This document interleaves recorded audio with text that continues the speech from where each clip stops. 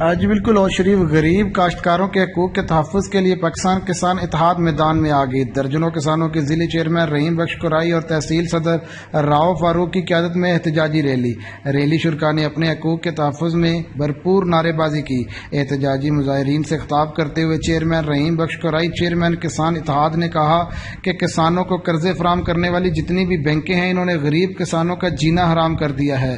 Bank عملہ کاشتکاروں پر مقدمات درج کرنے کی دھمکیاں دے رہے ہیں، اور تحصیل صدر راؤ فاروق کا کہنا تھا کہ حکومت نے کسانوں کو کوئی ریلیف نہیں دیا، جس سے کاشتکاروں کی مشکلات دن بدن بڑھ رہی ہیں۔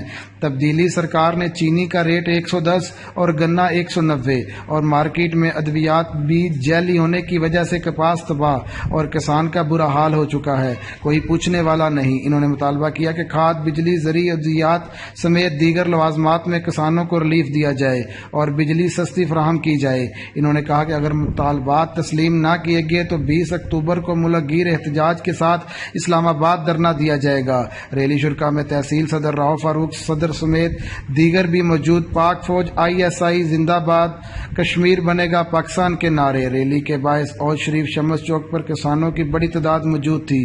ریلی اڈا رسول واہ سے اوج شمس چوک سے ہوتے ہوئے احمد پور شرقیہ روانہ ہو گئی۔ کیمرہ ٹیم کے ساتھ راؤ خالد، آپ تک نیوز، اوج شریف۔